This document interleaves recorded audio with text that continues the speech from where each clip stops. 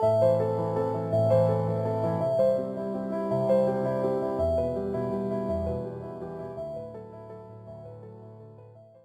bikom, tal-li ġejtu għal laqa oħra, taħdit oħra fis-sensi la tradizzjoni orali, anzi ħafna minnkom ġejtu, grazzi tal-fiduċja, insomma.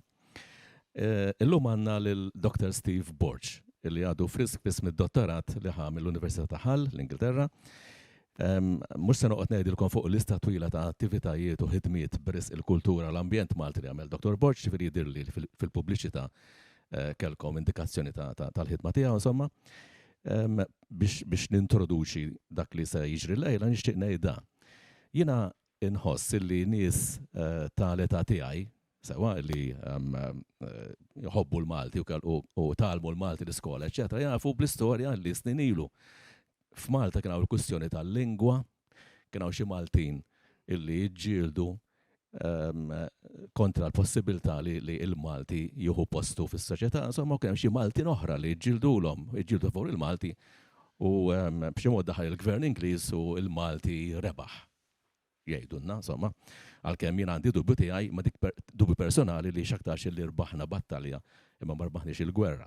Imma ma jimpurtax, il-biċċa hi li meta jgħidu isemmu l dawk in-nies li jġġieldu kontra l-Malti, ħafna drabi jaħlu in-nies tal-klassi għolja, l-avukati l-aktar jilaqtuha sewa. Imma ġifieri kien hemm il-politiċi, l-istudenti tal-università, insomma, ta' klassi għolja. Imma mill-banda l-oħra, dawk li ddefendew qabżu għal-Malti u ħadmu għalih kienu wkoll ħafna minnhom tobba, avukati, assisin, ġifieri kien hemm minn kollox sewa. Il-punt hu però illi kull min daħal għal-ħidma għall-lisin Malti, ġifieri jekk ma waqafx biss biex jikteb poeżiji jew romanzi, imma biex jidħol aktar fil-fond, bil-fors li kellu jersaq lejn il-bniedem komuni, ħalli ma ngħidx bin il-ħaddiema jew il-proletarjat għax nistgħu politiċi wisda. Ġifieri lejn il-bniedem komuni xwara kollox kien il-bniedem komuni sewa illi żamm il-lingwa ħajja, żgur mhux il-klassijiet ta' fuq. M'hemmx fejn noqogħdu nsemmu ngħidu aħna lil xi Ġuse Kassar Pulicino, ġak ħadem fil-folklor u bir-raġun speċi il-folklor rid ikun jaf x'jagħmlu n-nies komuni. Ma pereżempju anke xi ħadd bħal Professur Ġuse Aquilina ngħidu aħna li nqisu wkoll waqt tar-raħal ta' dak tweled il-Munxar Għawdex. Imma meta ġabar dik l-ikbar opra tiegħu fil-fema tiegħi il-dizzjonarju, ġabar ix-xogħol li għamlu n-nies ta' qablu. Però biex żied fuqhom kellu il-kuntatti ma' nies komuni, l-aktar wieħed magħruf fosthom ċertu Viktor Galja ngħidu aħna, li da jekk inti tifli d-Disor Aquilina, ħafna jew insomma xi kliem, personaġġ kliem, jaf lil Viktor Galja bħala sors. U l-Viktor Galja kien għadu mimli bil-omor jidhirli sakemm ma ġara xi ħaġa l-bira jew xi ħaġa insomma.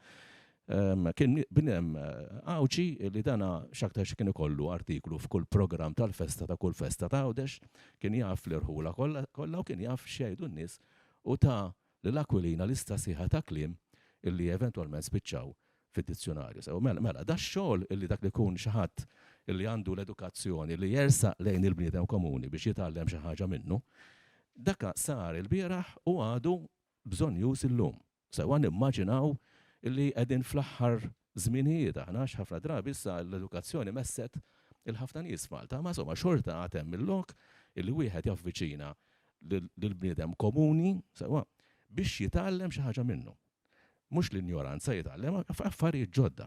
Issa dan li jagħmel Dr. Steve Borch għadu l-aħħar snin illi jimxi ikellem lin-nies komuni biex minnhom nieħdu xi tarif ġdid. Sewwa jekk wieħed jara l-kodba tiegħu pereżempju. Mill-kodba tiegħu mhux biss nistgħu nikdbu xi paġna ġdida fl-istorja tal-avjazzjoni ċivili ngħidu aħna f'Malta, imma nistgħu anke nsibu ngħidu aħna xi riċetta ta' kif tagħmel il-mazzid.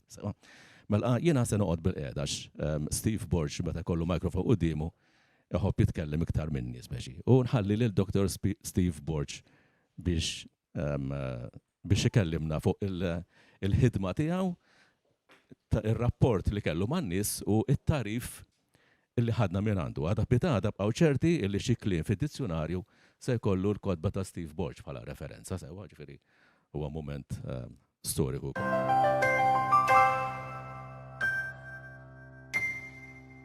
Mela tajjeb, grazzi l-ħabib tiegħi Ġużi Gatt li ikonna jienu nista' ngħidilkom ħafna diskussjonijiet sbieħ u anki jaħarqu. Ma il-pjaċir tiegħi huwa li meta niskopri fir-riċerka tiegħi xi ħaġa ġdida fil-Malti anki li ma tkunx forsi ddokumentata nċempillu biex jitini l-ħsieb tiegħu dwarha.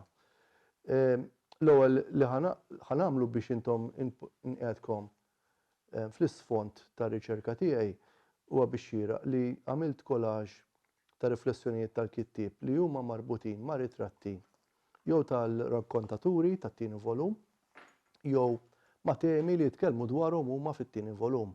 Ġifier dawn li ħataraw hija riflessjoni tat-tieni volum li tal-ewwel volum ovvjament qegħdin għandi ma mhux hawn qegħdin nista' nurihom darb'oħra. Jekk jogħġbok?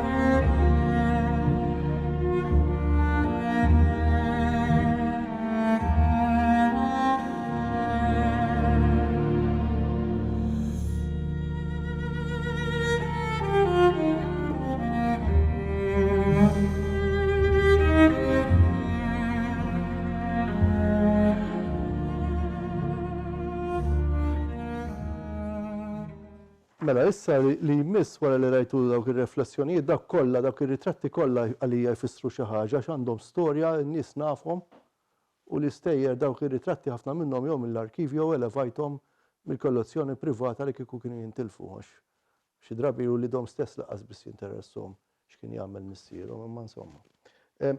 Ħassejt li qabel ma nibda t-taħdita tiegħi Janika taqra żewġ siltiet, waħda minn kull volum, biex intom tisimgħu sew u taraw kif jirrakkontaw u l-Malti li jitkellmu dawn in-nies biktar mod naturali.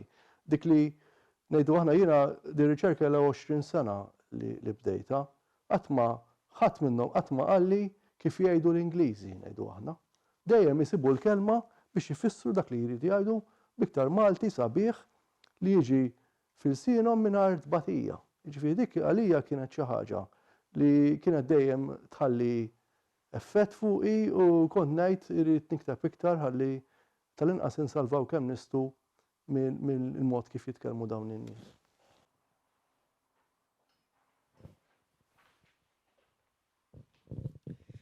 L-ewwel silta minn tifkiriet fasfura qabel ma tgerfxet id-dinja jirrakkonta ġamri muskat ta' konsolat minn ħażebbuġ.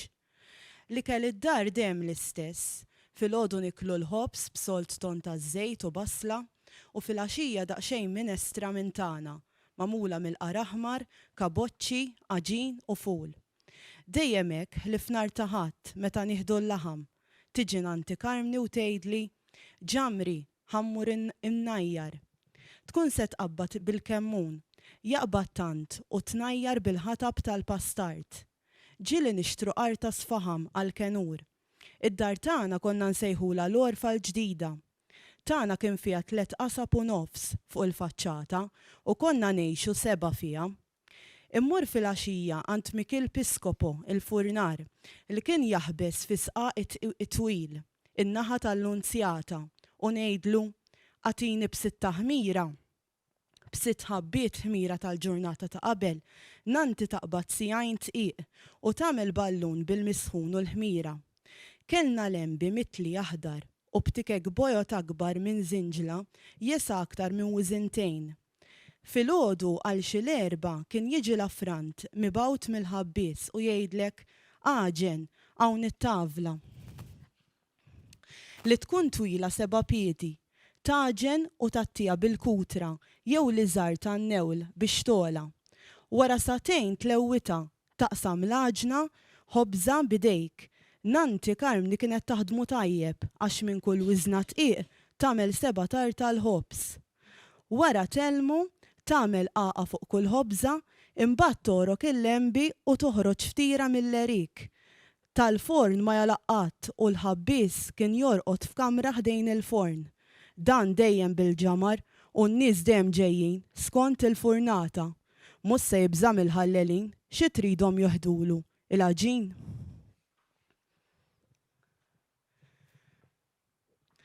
It-tieni silta mill-imnieri jew l-irqiqa jirrakkonta Giuseppe De Battista ta' wiċċu minn għajn silem. Hekk kif nersqu lejn il-port, jekk ikun b'nazzi, ngħaddu minn taħt l-arkati li nqerdu fil-gwerra. Meta jkun grigal, nidħu bejn l-imteren. Jekk tkun ħirġa biċċa tal-gwerra, ikollna nistallaw sakemm joħorġu. Il-molli l-kbir fejn hemm waħda mill-imteren, il-ħaqtu abjad bil-gawwi.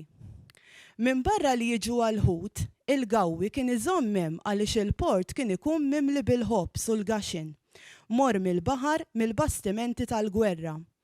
Inkunu deħlin il-port u waqt il-qiegħed nersaq daħlet dajsa tal-pass ġofina. Rassitna, investitna, jiġifieri laqtitna u għamlet il-ħsara fl-eluq. Sit id-dajsa kien hemm u ġie jgħajjad. Min hu r-rajes ta' din id-dajsa?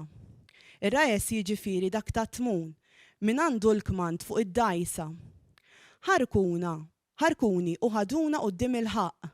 Kull xahar jgħidulna l-qorti telajnu niżlina għal xejn. Kien hemm l-imħallef għetlu, Sinjur, ikollok bajda f'idejk. Jekk tixħet għall-ħajt, min jinqasam, il-bajda jew il-ħajt? Qalli din x'inhi? Qetlu waħda għandha 100 sena u l-oħra għadha ġdida. L-oħra misjura kienet isa bajtra u keċċewna l-barra daqshekk il-kawża tagħna u kulħadd spesa għalih. Issa kif inkun naf meta nieqaf nabbi l-merkanzija fuq id-dajes tal-Latini. Inti trid tħares lejn iċ-ċinet u meta tarhom imissu mal-ilma tgħid daqshekk, tinduna għaliex jibda diħel l-ilma mill-Burdnari għall-Kurtun. Mela, għażil dawn iż-żewġ siltiet għaliex jiena l-formazzjoni terzjarja apparti l-Università ta' Malta ħadd tal-Ingilterra u l-ewwel teżi kienet f'Cultural Management li huwa tangible. Fil-fatt kont għamilta fuq l-imnajdra ħaġar qim qabbilthom ma' ta' Gżejjer Orkney. Tieni waħda l-PhD kienet fuq il-wirt intangibbli u għent biex Malta l-isforzi tiegħi ratifikat nemmen il-konvenzjoni tal-UNESCO. Imma dejjem fuq il-kurazzjoni tal-wirt u tal-memorja kollettiva. U allura ma nixxi ngħidu jiena biex nagħmel din ir-riċerka rrid nara x'qed jagħmel ħadd ieħor. U wieħed mill-kudbiet li kont qed naqra pereżempju dan l-aħħar ukoll affermajt kemm kelli raġun li il-professur Neil McGregor mill-Università ta' Oxford u jaħdem mal-British Museum ħareġ ktieb li jismu Memoirs Germany, Memoirs of a Nation. Mela qed jitkellem fuq l-ikbar pajjiż tal-Ewropa naħħi Russja jiġifieri. U da qed jgħid li s-suċċess li kellhom il-Ġermaniżi tiftakru li meta kien hemm il-Magna tal-Istampar kienet li Luteru tal-Protestanti beda jeleb lill-Kattoliċi u l-aħwa Grimm saru tant popolari għaliex bil-kitba tagħhom bil-Ġermaniż kitbu Ġermaniż li jifhmu n-nies u mibni fuq il-loġika. Kif jaħsbu n-nies ta' dak il-pajjiż. Issa ejjew nistħajlu ftit. Kieku jien smajt min nies għaw Malta li meta bdejt nikteb qalu li jiktbu bl-Ingliż. Immaġinaw l-istorja ta' Tmunier li qed jgħid meta żewġ dajes tal-Latini investow il-xuxin fil-port il-kbir. Kif ħadd fissira? Ir-raġuni hija li toħroġ il-loġika tal-bajda bil-ħsieb Malti kif ħasbu dawn il-Baħrin u anki bl-ironija li dan speċjaw jistaqsi lill-imħallef. Tidu tarblu u tarxu. Inti jekk tmur fil-qorti quddiem il-ħaq ma tistaqsix il-imħallef, fil-fatt wieġbu b'mistoqsija. Qallu x'inhi di? U l-ewwel silta turi wkoll ċertu kliem li użaw dawn il-Maltin l-ikbar fakultà da ma jkunux jafu li jekk hux arkajk jekk ġie miġbur mill-istigografi ta' qabel il-gwerra u l-kelma tnajjar, da ħansemmi bihom, u l-kelma ħabbies li jagħmel distinzjoni għaliex da ma kienx dulċier, ma kienux joqogħdu jagħmlu ċertu affarijiet, imma kien speċifikament tal-ħobs. Fi żmien meta il-ħobs kien l-ikel ewlieni tal-Maltin. Jiena ir-riflessjonijiet tiegħi bħala għal din it-taħdita ħanaqrom minn hawn u mbagħad niftaħ mal-PowerPoint u għandna wkoll xi siltiet tal-awdjo. Wara naturalment ikun hemm ħin għall-mistoqsijiet. Imma ngħidu aħna dal-għodu ġie wieħed raġel minn ħalaxaq u qal li missieri kien dejjem jgħidli ix-xemx issajjar il-bajtar, il-ħobs jinħema bin-nar u l-bniedem jixjieħ biż-żmien. Qalli u ftakara dik, jiġifieri għataw sal-lum nies li għandhom dawn l-affarijiet li xi drabi mhux bil-fors issibhom mal-min jew dokumentati. Meta ġejt biex nibda din ir-riċerka dwar il-Maltin fl-1999, kelli x-xewqa jew dieqa ta' qalb kbira li kienet ilha snin tberren f'moħħi. Kif issa taf id-dinja kollha jien witil għajni. Missier ommi żar Bonniċ tar-Rużun ta' sentejn sapruħu miż-żejtun f'witil għajn għaliex il-bużnannu tiegħi Wieġi kien qal li hemm ħafna ħut fil-port u ħadd ma kien qiegħed jaqbdu. Il-bużnannu, ir-Rużun, sa premissa fl-1902 niżel hemm u rama kajjek kassajt. Dik hija storja li nafa għax ta' familji. Missieri kien minn familja polita Bormliża, kienu familja sinjura. Stabiliti sew fi żmien meta l-kottonera kienet mimlija b'nies tal-iskola u intellettwali. Interessat ħafna fl-ornitoloġija u l-letteratura Ingliża. Fil-fatt għandi poeżija bil-Malti lil Malta li Nannui minn Bormla fl-ewwel volum kien kiteb waqt il-gwerra, kien kiteb anki bl-Ingliż għax kien iħobb ħafna Shakespeare, u kien fis-snin 50 jikteb kanzunetti bil-Malti minn melodiji bit-Taljan. Xi wħud minnhom kantathom Corazon waqt it-tnedija tal-ewwel volum. Missier Nannu, kien għallim ukoll u jieħu ħsieb il-librerija ċirkolanti ta' Bormla fis-snin 20 li jsemmi Duncan bħala l-aqwa f'Malta. In-Nannu patern mar Whittlehine fid-dar tas-sajf fil-gwerra u baqa' hemm għax kif tafu il-kottonera inqerdet bil-bombi ħafna minnhom. Jgħidu li jien ħriġt nixbaħ lilhom ta' Bormla. Imma bl-ikbar ironija l-ewwel xrara lejn il-kitba bil-Malti ma ġietx minnu. Qodwa waħda u hawnhekk ħanwieġeb lil dak li saqsini ftit minuti ilu Viktor Fenek.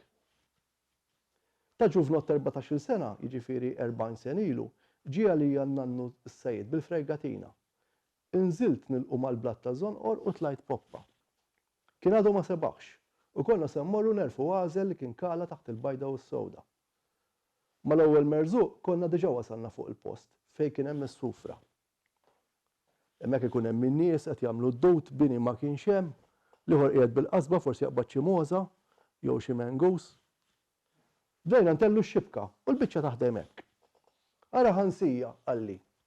Din tfisser li se jaqdef fid-direzzjoni tal-poppa, mhux tal-pruwa.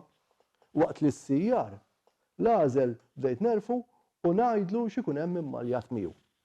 Issa burqax, aktar arajjes, tirt kemm trid, xi martzpan, xi għaġuża jew xkalu u dawn neħlishom mix-xibka jiena. Attent mill-iskorfna, imma attraċna dak xogħol tidejn in-Nannu minħabba x-xewka tad-dar li jaqta' bil-mus. Għax dik kif tafu hija mimlija velenu u s-sawt aktar minnha. Imma dak jinqabad bit-tartarun. U l-hemm il-ħut mixrub ukoll, Nannui jieħu l-ment tal-post għaliex jaf li dak ifisser hemm il-qarnit. Il-qarnit jersaq lejn l-għażel, jixroblu demmu lil-ħut u dak il-ħut ma jistax jinbih għax ikun mhux tajjeb għal quddiem in-nies u dak is-sejjed jgħidu l-ħut mixrub. Tajjeb, u allura l-aljotta li kont nikun għand in-Nannu għan-Nannu ħafna drabi kienet tkun magħmula minn ħut mixrub. U għalihom għall-qarnit għandu it-tagħmira. Hekk jgħidilha t-tagħmira xu jagħmel tagħmira apposta għall-qarnit. Jekk jimmalja siċċa, mela jħallija tira fil-port qamtejn lenza biex fi ftit jiem iqaħħabha. Irfajna l-għażel kollu, għattejna l-ħut fil-barrada bi ftit alka għaliex in-nies mhux affarihom xiqbadna u għadef pruwa sakemm wassalni sal-blatt ta' quddiem id-dar Tommi. Mort biddil tal-iskola u satejn wara kelli l-lezzjoni tal-Latin fis-seminarju. Matrona Romana invija ambulant. Video vedemus. Iżarżar fil-widna, differenti mill-ħlewwa tal-Malti. Dakinhar ħsibt kemm hu għaref in-Nannu Żarien, kemm jaf kliem sabiħ. U li din kienet id-dinja li rrid inkun naf aktar dwarha u li jien rrid nifhimha. Allura radikalment kien in-Nannu s-Sajjied li ġibidni lejn il-Malti. Iż-żewġ volumi li għandkom qudiemkom minn u jew minn qrom kellimt mijiet ta' nies u biex peress li kont konxu li kemm Vassallo, kemm Cremona, kemm Aquilina u kemm Erin Saracino Nglot li nsemmi fl-ewwel volum li kien jikteb il-kliem jiġbru minn Whittlehine fis-sajf, kien idoq l-opri joħroġ kaxxa tal-opri da. U kien jara xi ħadd ġej bil-karettun fit-triq Strada Nuova kienet, triq Sant'Anna llum inti taf għax minn hemm kważi. U jara xi ħadd u jwaqfu Erin Saracino Nglot u jistaqsih kelma bil-Malti xi tfisser. U dak li għaddej fuq il-karettun itih it-tifsira biex jitfaħħa fil-miklem Malti. Jiena kont konxju li fejn fitxew dawn in-nies. Vassallo kien lu qiegħdir lu xekk ma rawdex. Gianni Vassallo. U allura bdejt infittex postijiet biex il-ġbir tal-Malti tiegħi jkun demokratiku u ma jkunx hemm irqajja li forsi ħadd ieħor, speċjalment qabel il-gwerra, ma missomx. U jien in-nies insaqsihom minn fejn huma proprja, ma jmux ikun xi ħadd li hu mill-belt u mar joqgħod is-siġġiewi, imma jgħidli aħna Berazza u Beredika minn hawn. Fl-ewwel volum nikkwota, u ngħid nikkwota għaliex kien hemm min tani tarif li kien griefex.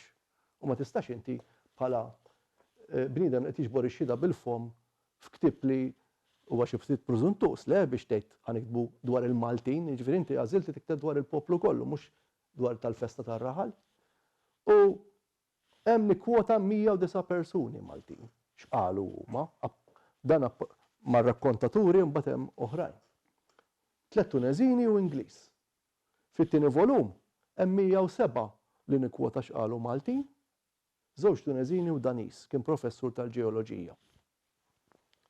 L-ewwel volum fih 96,000 kelma 784 u qed ngħid dawn l-istatistika, it-tieni volum 96,000 kelma 908, ġifieri fi kliem ieħor għandi ftit inqas minn 200,000 fiż-żewġ volumi. Qed nikteb it-telet volum u nimmaġina ħajkollu l-istess ħxuna. Il-kliem inkun ekonomiku meta jien nibda nittraskrivi għax dan meta nitkellem ma' dawn in-nies ma jkollhomx qisu il-kliem ġo moħħhom u joħroġ u niktbu. Dan inkun neħħejt kliem li ikun qisu qrit jew kliem li ikollok dak l-editjar li inti tagħmel l-istorja interessanti għal min ħajaqra il-kapitlu. U allura meta jiena bdejt intervista għal dawn in-nies u xi wħud minnhom sibt li mhumiex utli li jiena nsemmihom fil-ktieb, inkun ħsibt li dawn ħajkunu rakkontaturi tajbin għandhom xi tarif tajjeb, imma mbagħad ikun taf li mhux kemm għandu żmien bniedem, dan jista' jkun f'żożitu ma kienx osservatur tajjeb li l-Malti ma jafux li m'għandux storja tajba xi jgħid. U allura jkun ħela ta' ħin tiegħu u ħela ta' ħin tiegħi. Imma meta ngħidu aħna kellimt lil Giuseppe De Battista ta' Wiċċu minn Għajnsielem, immaġinaw dan huwa bniedem fil-Ġappun, l-ewwel pajjiż fid-dinja li beda jiskeda bħala monument nazzjonali lin-nies. Lin-nies. Għas-sempliċi raġuni daw kienu jafu xi sena jew jafu xi stejjer jafuhom minn moħħhom u li tistaqsihom jafuh, imma ma jafux mhux bil-fors jafu x'għandhom jiktbu jekk ma tistaqsihomx. U allura jekk tmisshom jew tweġġaħħom huwa rejat mhux kontra bniedem imma kontra monument nazzjonali, jiġifieri tista' tmut, mhux tista' tmut imma teħel omrok il-ħabs. U fil-każ ta' Giuseppe De Battista minn dak kollha li kellimt, naħseb jien li meta kont nitkellem miegħu intervistatu 17-il darba, jiġifieri jien mewt inqat li tla' Għajnsielem tlajt għalih 17-il darba. U xi drabi meta titla' jista' jkun li dakinhar mhux qiegħed tajjeb biex jitkellem, għax int mhux qed tgħidlu kif intillum tittaqbad u tbakkar. U intervistajtu b'2002 u l-2006 u kull darba li intervistah u l-intervista tkun friska ġo moħħi, jien imur id-dar jew xi drabi jkun nagħmel xi 3 ijiem għawdex u nittraskrivi dak li jkun għadu kif qalli bil-fom u meta nħoss li hemm xi tema li nista' niftaħ fuqha għax kont naf qed nara lil Ġo Morana li ovvjament iħobb ħafna l-qluħ. Jekk dan qed jgħidli dan ir-raġel Giuseppe De Battista kien l-aħħar bniedem li kien tmunier u li kien jiftakar li d-dajes tal-Latini mhux bil-qluħ fis-snin 60 meta beda jidħlu il-muturi u jneħħu l-qluħ. Meta fl-aħħar bdew l-qluħ iżommuhom imma għalli jista' jkun għax fuq il-mutur tal-import kienu qed jaħdmu. U l-esperjenza mhux biss l-anedoti imma it-termini, il-metafori, l-idjomi, kemm kien ikkulurit, jivvintom, kont ngħid il-laħwa da xi qed jgħid li xi ġmiel. Warajh Pinta Gambli Borma Baqta 16-il darba witilajn, jista' jkun għax jien witilajni u kien hemm min kien jinkini li jinnex ġo raħal mingħajr identità. Li mhu veru xejn, għax kull post għandu identità u kif jien inħobb nikkwota Professur Paul Connerton mill-University of Cambridge li kien qal li nies bħali u bħal min jikteb dal-istil, ir-responsabilità tagħhom hija li jagħtu valur lil post li jollulu l-valur fejn sissa jkun għadu ma jidirx. Allura jekk jiena ngħidu aħna qed nikteb fuq iż-żebbuġ għawdex, nista' tant nirromantiċizzaħ li da tgħid il-laħwa il-mamma tal-folklor tradizzjoni Maltija miż-żebbuġ ħarġet li mhux bil-forsi il-każ imma jista' jkun għax hemmhekk kitbu iktar dwaru.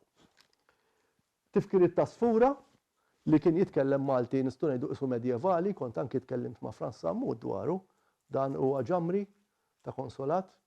Fil-fatt wara peress li ambientalista konna wkoll qed nibnu l-orfa tal-Ħarrub, kienet imma speċi ta' orfa tat-Tiben qiegħda parti mill-riserva ta' Witolliqa, u kien dan il-xieħ li qed itini l-pariri kif tinbena din is-saqajn il-knatan xrabta jrid ikollhom. Meta dan taraw il-grievex li qed jinbena llum ta' bini, dawn l-affarijiet ma jafuhomx għax il-periti li talmu hawnhekk stess. Dawn l-affarijiet tal-arkitettura vernakolari m'għandhomx idea. In-nifs, pereżempju, da qed jgħid li huma il-kamra meta tniffisha, il-kelma huma n-nies tal-ġebel qatt ma kienu jgħidu ventilatur, in-nifs għax inti tniffisha. U dak huwa meta inti qed tibni filata, iżżomm kantun skars, ngħidu aħna b'xi 4 pulsieri, inti miż-żejtun, tkun għaddej lejn ħalt-tmiem, tara ċertu kmamra mnifsin. Hekk kienu jibnuhom, jiġifieri l-ħsieb u l-kelma nifs jekk tfittex fid-dizzjonarju ma ssibiex. Tibda tgħid mela ventilatur, kif jista' jkun aħna f'Malta immutu fis-sajf u ma jkollokx in-nifs biex iniffes il-kamra. L-aħħar bennejta da Stellatini 9 darbiet, imma dawn kienu intervisti twal ħafna u ħaġa tal-iskantament u hija li kemm aħna traskurati bħala poplu, għax dan mhux biss eżerċizzju dwar l-ilsien Malti, dan huwa il-Maltin, għax kieku konni ngħid l-ilsien Malti nsemmih. U hawnhekk ġbart minn dokumenti familjari tal-familja Karwana, li nirringrazzjahom ħafna, li kienu qegħdin ġo Xaxen, daw kienu propjament minn Bormla u marru jgħixu l-Kalkara, Malta. Ix-xewkija tal-Kalkara kienet magħruf ħafna mid-dejjes tal-Latini. Bl-ikbar ironija mhux għawdex ma' Malta, l-Kalkara jew il-Marsa nbnu.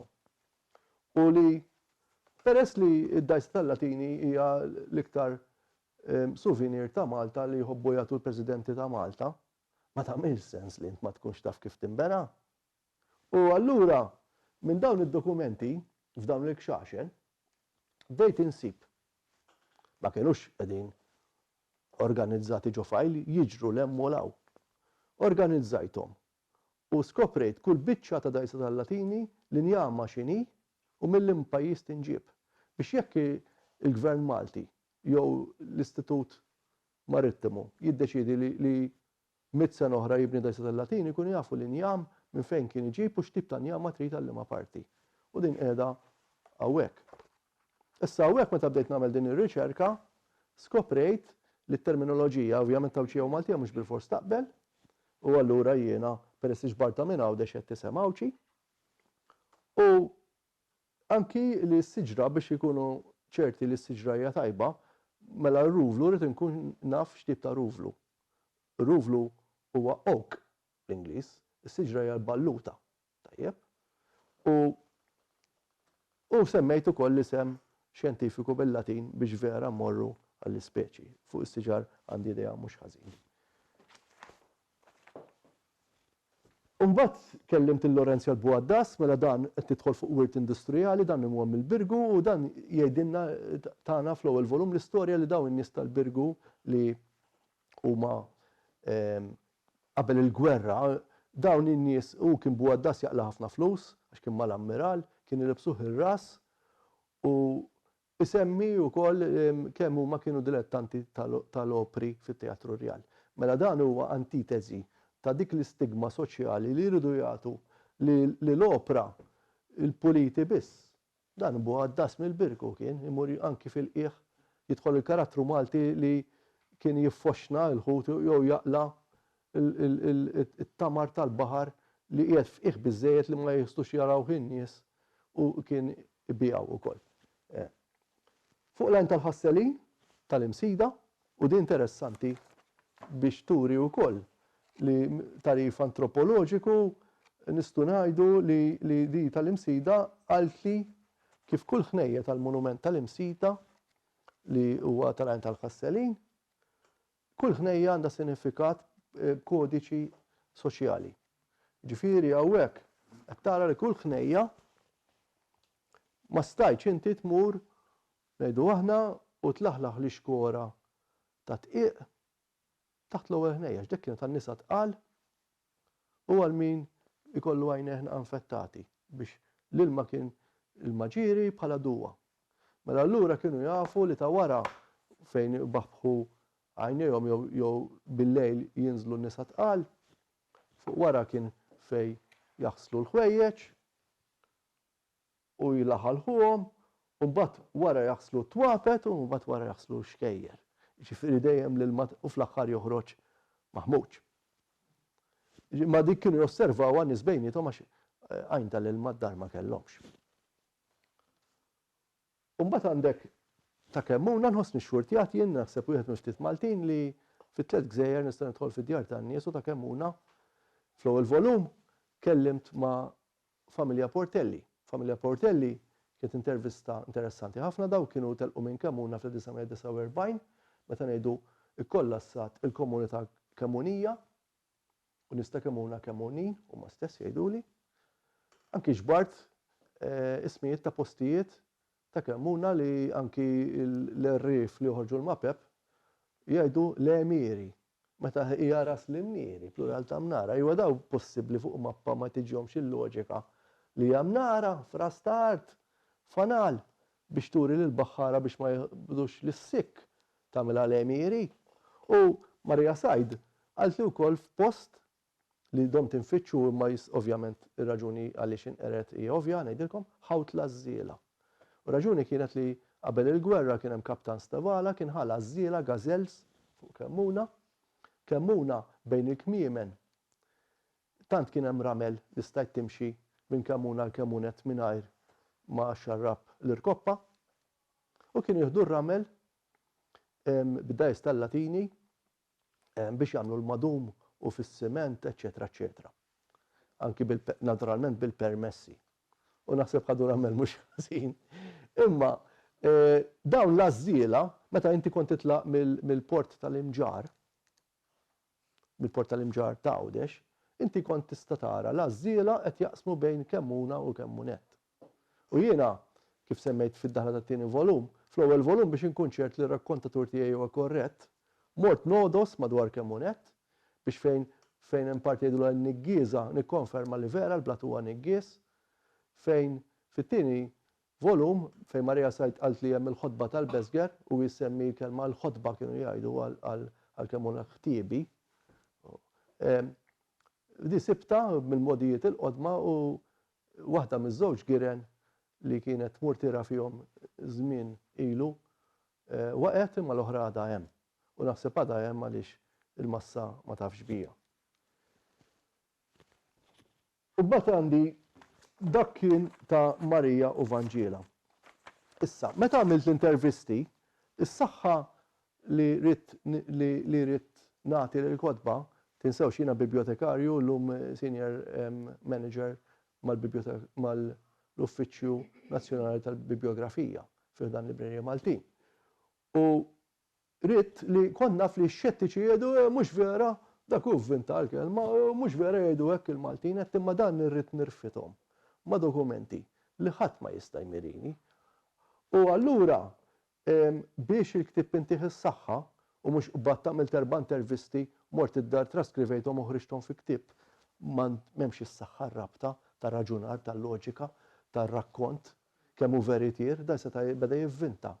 Allura kien hawn dawn l-elementi li jridhom li jkunu l-sisien li l-ktieb jintrabat magħhom. Mela, il-vantaġġ tiegħi kien mill-interess kbir tiegħi fis-sajt u l-ħleq tal-baħar, il-bidja, il-wirt vernakolari, l-ikel Malti u l-flora u l-fawna Maltija. Għarfien tajb tal-melitenzja nnifisha, peress li libra rewlini, allura x'ġara. Jien kont naf li fil-Biblioteka Nazzjonali hemm ħafna minn barra manuskritti hemm ħafna melitenzja monografs li qegħdin miġburin mhux katalogati kif suppost u laqqas jidhru fl-indiċi, imma qegħdin fil-missellanja. Dak rajthom rajt ħafna kaxxi. Nista' ngħidilkom rajt ħafna kaxxi. U dak kien ikun hemm diskorsi ta' xi ħadd li qalhom, pereżempju s-Soċjetà Ekonomika Agrarja, mhux kollha miġburin daw, bil-Malti. Hemm wieħed raġel kien bravu ħafna Patri Celestin Camilleri isu lej 160 sena ilu għamel diskors li għadni nfittxu sal-lum kif tnissel il-ħarrub. Immaġina, qed jgħidha lill-bdiewa da. Imbagħad kelli riċerka ta' ħafna snin fl-Arkivi Nazzjonali f'dak li huma files pubbliki, jien kont is-segretarju tal-ħbieb tal-Arkivi Nazzjonali. Ġifieri jekk taħsbu li dawn niftaħ il-box file u nsib fid-dokument qed infittex, insewwa. Rajt eluf kbar ta' files li kienu għaqqas biss organizzati, inti taf għax tkun l-arkivi.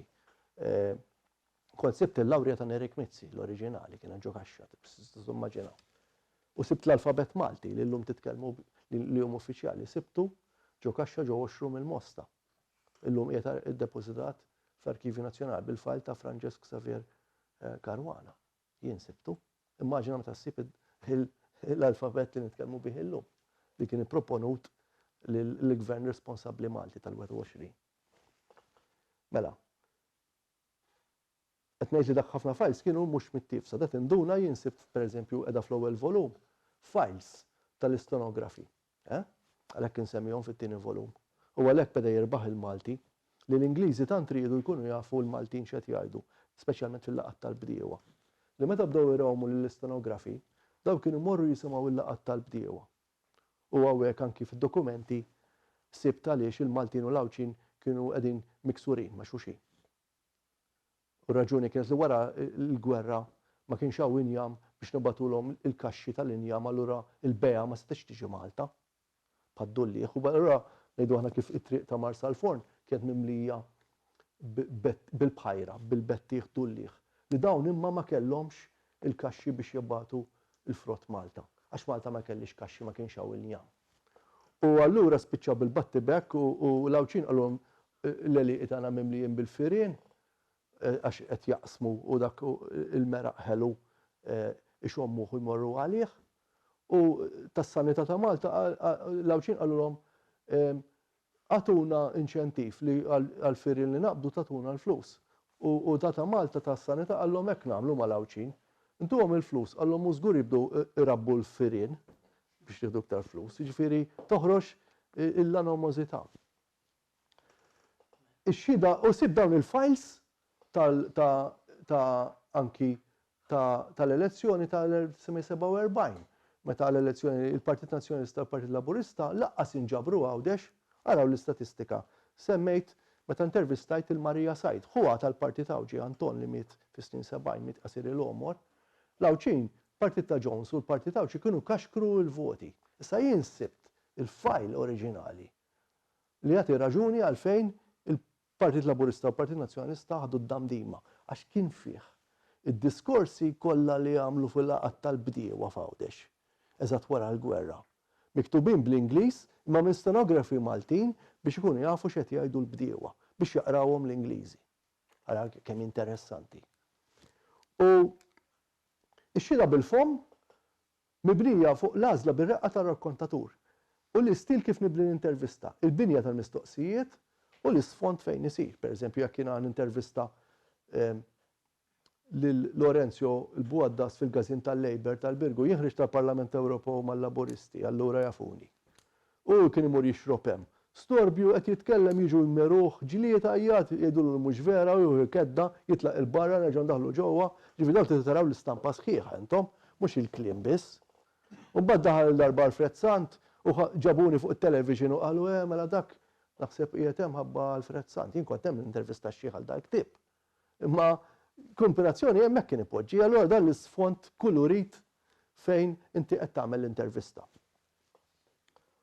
it-traskrizzjoni tal-intervista li tkun saret bil-kitba jew irrekordjata. Ikun hemm min iddejqu r-recorder, jintimidah. Allura inti bil-fors li qed tikteb dak li qed jgħidek u meta tisma' xi kelma li inti tgħid di x'inhi di ġdida. Tistaqsilu mingħajr ma turih li dik ma tafx x'qed jgħid għax jibża li qed jgħid xi ħmerija u ma jgħidix jerġa'. Jiġifieri dik tittoħroġilu bil-ħlewwa minn fommu. Il-korp tan-narrattiva li jrid ikun issawwar f'kapitlu jew insawru skont it-tema, allura għandek il-mixja tal-qari minn ħaġa l-oħra ma mhux b'guffaġni jew bil-kronoloġija ta' ħajtu. Ma jistax da jitkellem dwar il-mewt ta' martu meta dur qasbis iltaqa' magħha jew ma nafux minni, nipprova nagħmilha ġentili. Tajjeb? It-tneħħija ta' materjali huma l-affamanti jikser konsiderazzjoni etiċi. Xi drabi jkollhom xi ħaġa fil-komma, jridu jpattuha lit-tali. U jiena mhux ħanħalli l-rakkont ikisser lil ħadd ieħor, lan tiegħi ma kienx, pereżempju, jien semmejt fl-ewwel volum it-taħrikiet li qalu l-Awċin. Ta' dest tal-Latinu kien jabbu nies ma ta' mhux suppost jabbuhom. Jabbu iktar milli suppost. Sempliċi raġuni li dawn kienu jafuhom dawn in-nies. U l-vapur dawdex dak iż-żmien tista' taħsbu kien il-mezz ma kienx tajjeb. U dawn iridu jaħdmu Malta, jekk ma joħodhomx jitilfu x-xogħol tagħhom. Allura kien jabbihom biex isu jagħmilhom pjaċir. Kienu jgħidlek li jkunu moħbijin taħt il-kurtun u kif jaqbżu li l-komunet jibdu jifeġġu l-irjus. Għas-sempliċi raġuni li jekk jarhom il-pulizija mill-imġar jgħidlu għandek iktar nies milli għandek salvawhomhi.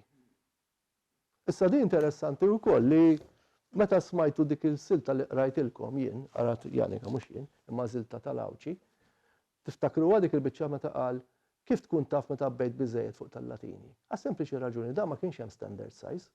Dak kienu ikun hemm xi 3 padruni li ħajaqdu l-flus bejniethom biex tintagħmel dajsa u ma tintagħmel jgħidu, ħobbu jgħiduha. U skont ix-xogħol li jkunu jridu jiġi minn Malta. U allura meta jmorru għand il-bennej bl-ammont ta' flus u jista' jkolkolalhom kemm il-xiber din ħatkun fija. U allura mhumiex magħmulin kollha l-istess qies. U allura jekk hija akbar, it-tabija li ħatiflaħ tkun indikata li meta qed jabbu mal-gorġa għandek il-pixka, l-pixka hija l-waterline.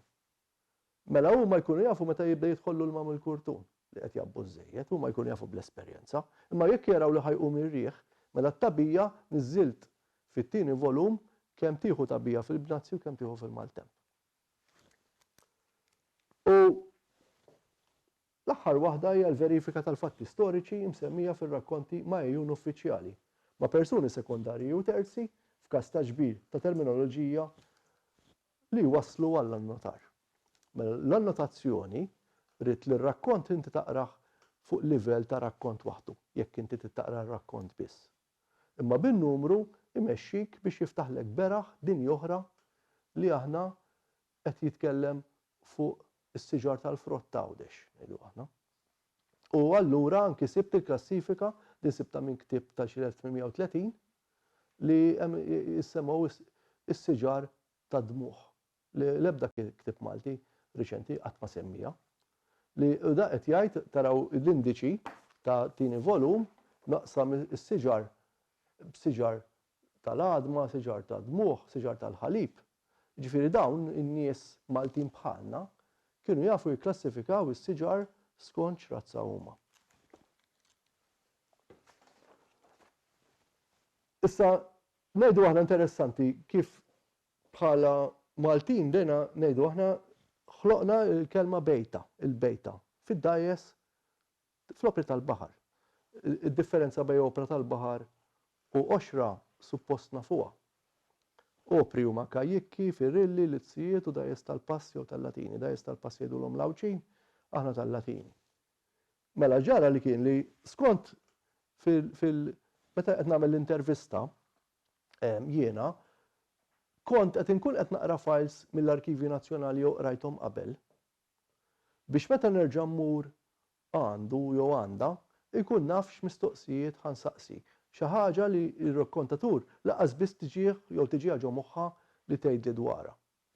U dan li kien ġara kien li dak kien jgħalli għax saqsejtu jien li meta kienu jersqu lejn il-Verżelli u l-Verżelli għalihom jiġi Pembroke, quddiem Pembroke fejn kien hemm ir-ranges hemmhekk il-Verżelli jgħidulu, mhux Pembroke.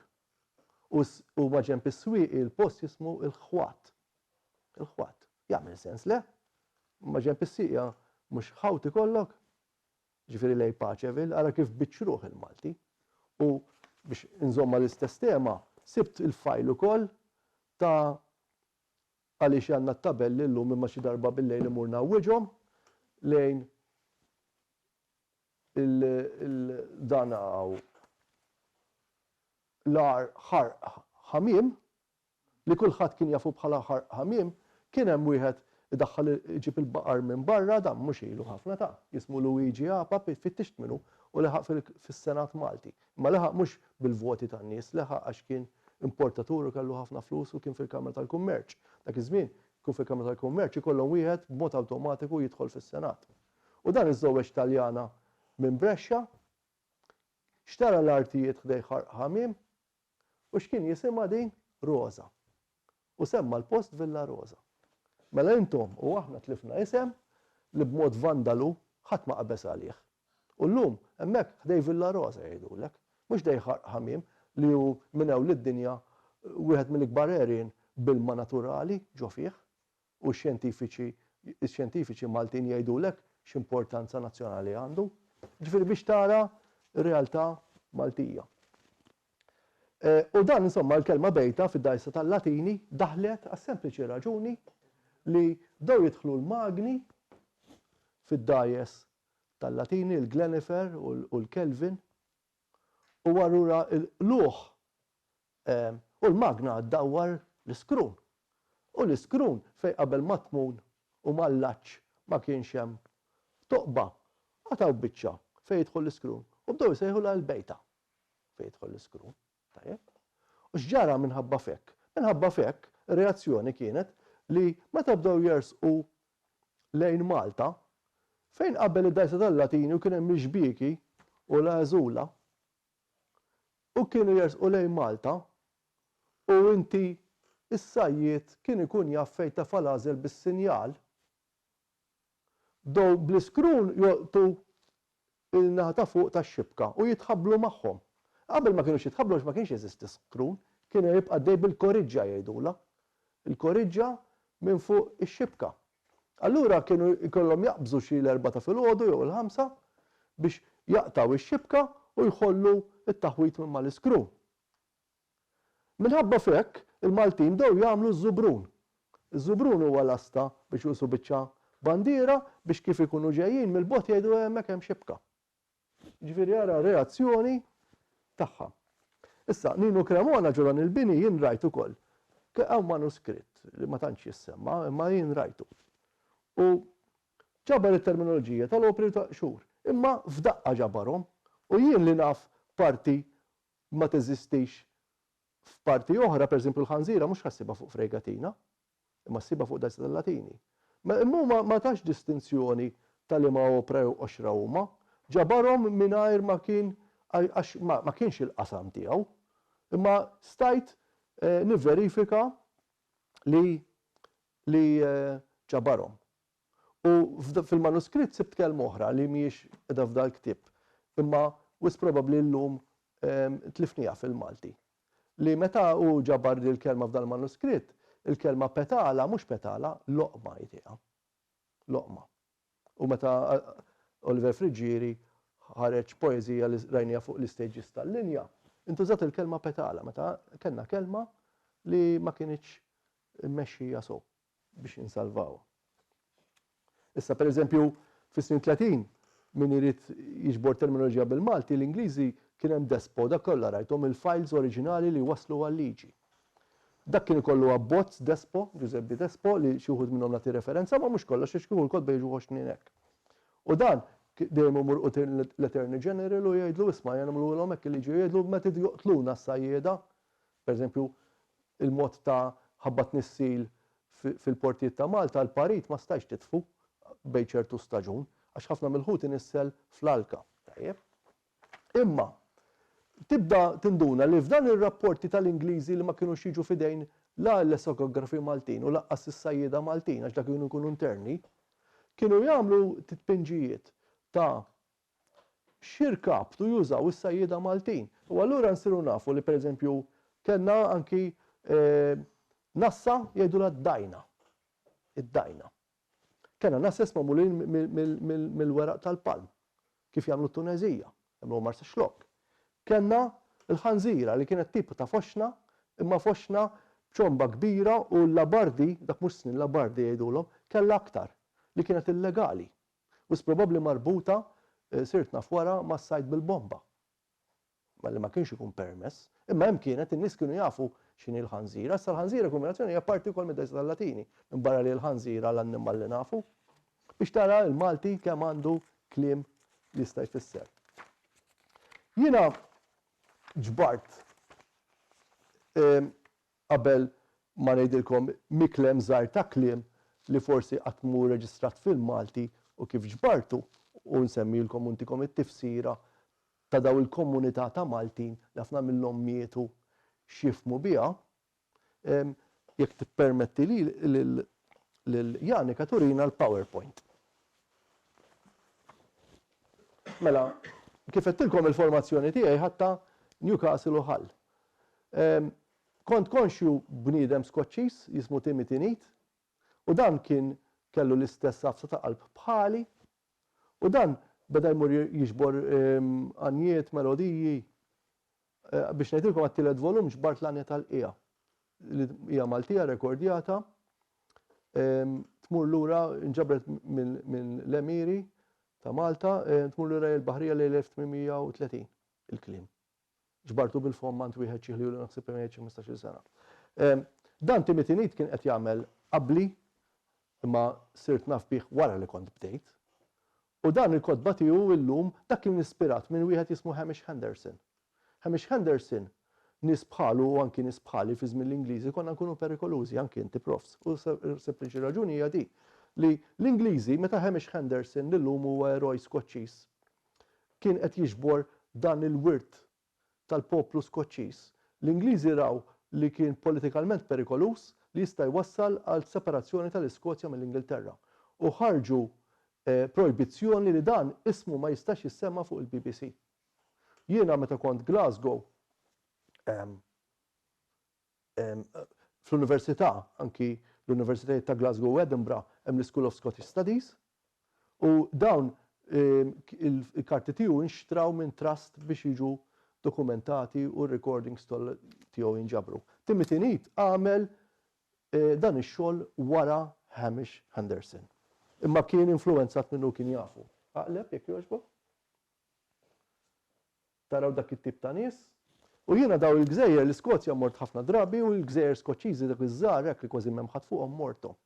Ġifieri stajt nifhem li meta jiena qed immur f'dik il-girna minsija f'Kemmuna xi tfisser tidħol ġo Black House ġewwa gżira Skoċċiża li kienet depopolata. Depopolata minħabba l-clearances u depopolata minħabba li ma sabux xogħol adekwat għal min xtaq javvanza f'ħajtu.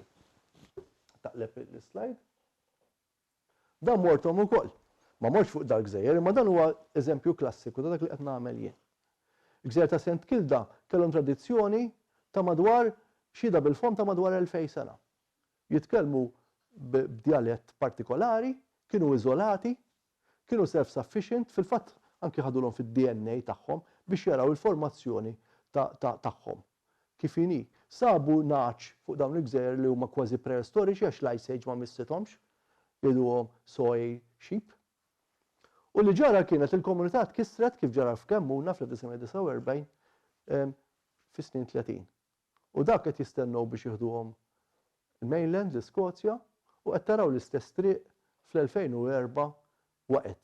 Ġifieri tfisser li xi ħaġa ħajja jekk ma tkunx indukrata tista' tispiċċa.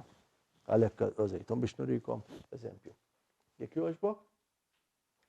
L-Italja fil-pajjiżi kollha isiru daw l-affarijiet li qed nagħmel jiena. Ma fl-Italja ħafna drabi jkunu nies xellugin, ġifieri għalkemm m'hemmx fil-kitba tiegħi rid nuri li m'hemmx politika partiġjana, ma huwa ktib politiku għax qed titkellem fuq in-nies. Imma mingħajr ma ndaħħal l-istorja tal-partiti, fil-fatt ma noqgħodx ikolli idea ma' min iżommu n-nies, imma jiena mhux jiena li interessani huwa l-filosofija ta' ħsieb tagħhom ħajjithom.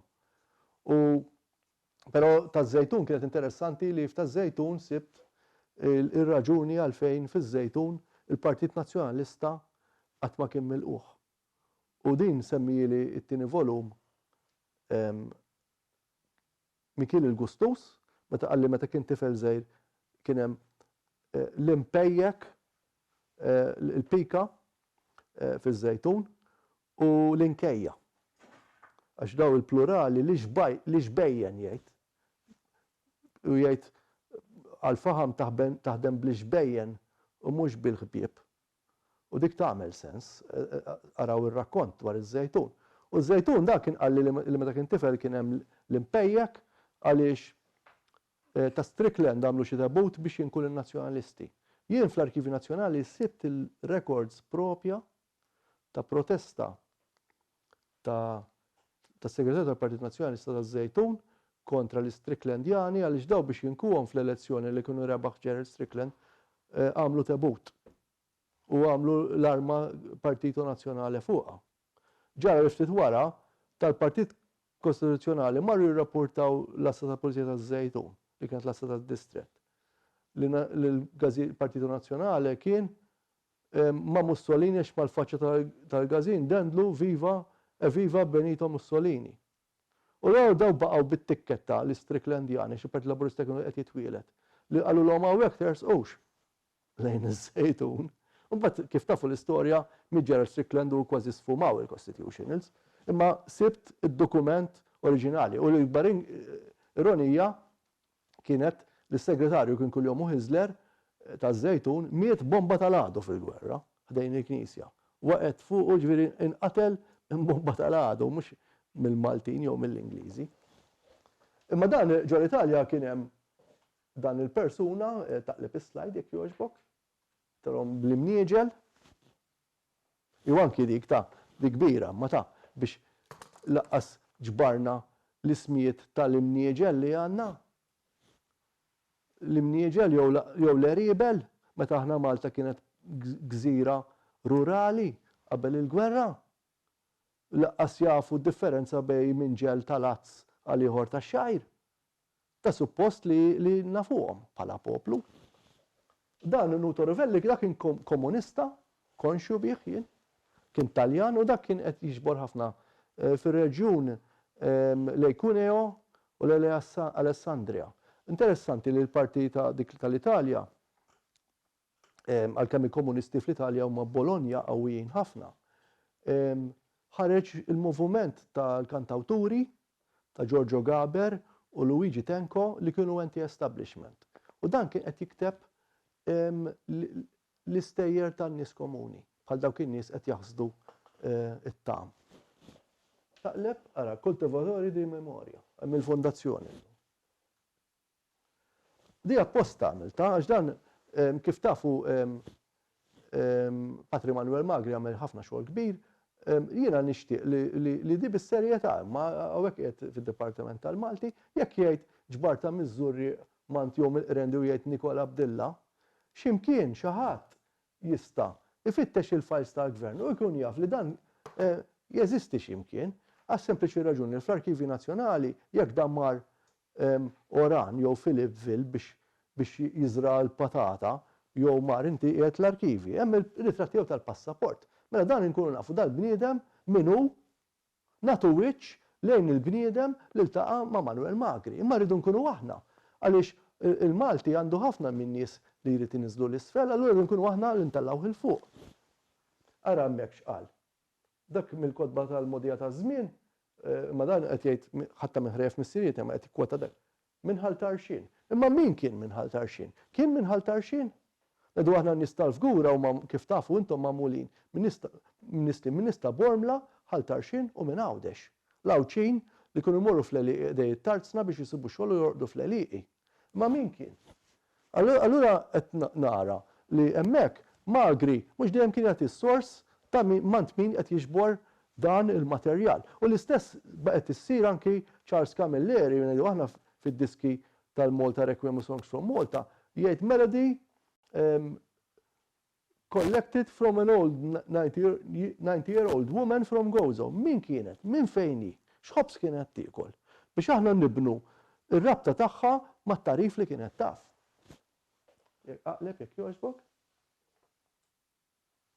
Dawn meta jien inkun qed naħmi ġo moħħi biex nikteb dan inkun irid skiet perfett, dawn il-kodba ktibthom f'xi 8 pajjiżi, jiena xi niġri bil-laptop il-bot mill-krejnijiet u l-istorbju u n-nies u l-klieb jimbħu u biex ikolli ftit kwiet. Imma moħħi jkun qed jaħseb x'ħan saqsi. Allura taraw min kien iħażżes fuq il-plattaforma. Kif kien isir it-taħżiż? Il-qisin kien jażilhom il-padruni jew il-bennej.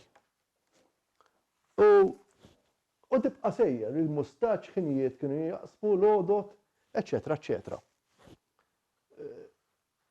Tista' taqleb jekk jogħġbok? Imma minn barra minn hekk jiena rrid nivviżwalizza, jien inħoss, jien irid inkun naf qed jgħidli fuq l-eluq, irid nara l-eluq, irid nara t-trinkarin, x'inhu l-kurtun u t-sannur. U tibda tinduna l-erf tal-Maltin, kontu tafu pereżempju li meta kienu jagħmlu l-koriġġja li kienet tkun magħmula mir-ram, ġibu r-ram, il-qiegħ ta' dajsa tal-Latini, mir-ram, meta ivarawha kienu jġibu l-biċċiet tal-qastan fuq l-iskejjen, chestnut, misqallija. Għax kienu jafu li d-densità tal-injama tal-qastan hija irtab mill-koriġġja tar-ram tad-dajsa tal-Latini. ċoe mhux ir-ram ħajjittiekel imma l-injama tal-parat. U aħna nafu li jekk ma xaħmx ma tvarax, jgħid il-Malti, u huma kienu jxaħmu. Ġeneralment kienu jġibu s-sonza tal-majjal, allura għandek komunità sħiħa ta' Maltin. Ledu aħna meta tgħid xkatla waħda sew zepp. Għaliex kienu jmorru għand tal-qala u jgħidulhom kull xkatlu li taqbad tafu xkatlu x'inhu intom il-ħuta. Aqlala l-ġilda, inixfuha, ineħħula r-rita u tiġi dak li jgħidula sandpaper bl-Ingliż. Tixkatla x'milli xkatlu. Tajjeb? Dan huwa l-iskritt anki minn hemmhekk qed tipprova ta' il-mod kif isir id-dajsa tal-Latini u il-mod kif meta iħallsu, meta jiżnuha, meta jrid itih il-flus biex jixtri l-injam, biex ikompli u wara dvarar. Imma darba qabbadni id-daħ u l-biki li ġiet Mabel Strickland, ħareġ ktib dwarha ta' Sergio huwa tajjeb ħafna. Imma kemm di kienet tgħix maqtuwa minn nies. Is-saħħa tal-ktib u kien jiena Guido De Marco kien jgħidli li bħala President trid tkun viċin in-nies għax inkella ma tkunx President. U hekku, u din ordnat Luzzu minn Għawdex u semmitu Nepċin, isem pagan. Orrejt, ma żammitx ma' tradizzjoni għal San Giuseppe jew Santa Rita. Ma jimpurtax, imma kull dajsa kellha l-laqam ukoll, imma din x'ġabet belħithom il-lawċin, ġabet fl-xkun tax-xampanja. U x'ġara li l-lawċin kull ma jiftakru mhux x'sar mill-Luzzu, illa ma biħġiex li kisret kien hemm ċertu Giuseppi għandu kun insejt il-laqam tiegħu li qatasiqu u kellu jagħmlu l-punti. Ġifieri tara kemm ma kienitx sensittiva għax iridu n-nies. Dak huwa jien ma' Giuseppi ta' wiċċu, daw il-momenti qegħdin miegħi għax nożhom. Jekk jogħġbok. Dan huwa mbagħad daħal l-element li qed ngħixu llum tat-Taljani kif iħarsu lejn Malta. Sibt il-files tal-Servizz Sigriet Ingliż tad-DSOs li kienu jispijaw fuq it-Taljani f'Malta u kif anki dawn qed jippruvaw jagħwu lil-ilsin Malti, Jiġifieri dik tajt il-file il-numri tal-files. U allura reazzjoni li Pawlu Boffa kien irid iktar stenografi u qallhom issa l-għandna biżżejjed bil-Malti m'hemm skuża li fil-Parlament nitkellmu bil-Malti, tajjeb, għaliex jistgħu jitraskrivu bil-Malti, u sibt ukoll dokumenti marbuta anki fil-gwerra meta bdew imorru għal Malti u jippruvaw ineħħu it-Taljan. Id-differenza bejn taħrika u ċitazzjoni. It-taħrika kienet għax inti titħarrek ħafna drabi l-gbarrijat kien karettuni fin-nofs, titħarku biex jibqgħu għaddejjin. Ċitazzjoni qed jiċċitalu mill-liġi li mhix l-istess ħaġa.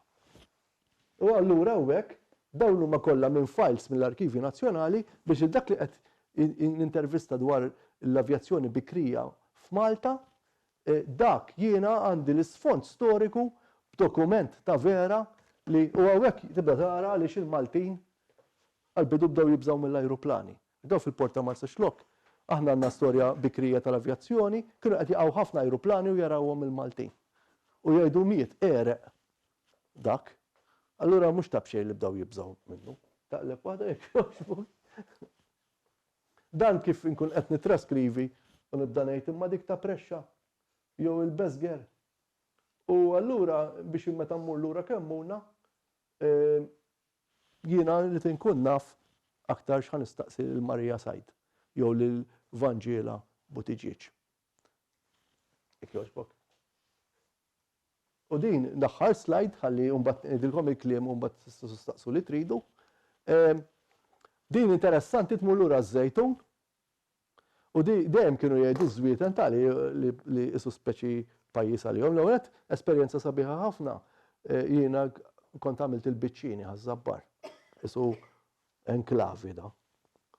U ż-żejtun araw dokumentri anonimi għal investitur li kien minn Raħal Ġdid u qed jgħidlu bil għad tispiċċa ż-żejtun intu dak kollha li qegħdin jieħdu parti minnek, jalu dilint u anki dak l-akreb ġirbi ta' tifel taħuk. Il-kelma akreb illum ma jafuhiex għax huwa skorpjun.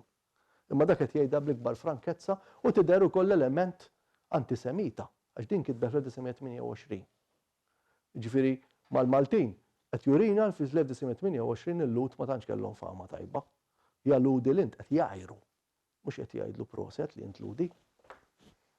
All right, issa kliem malajr xi kliem li interessawkom.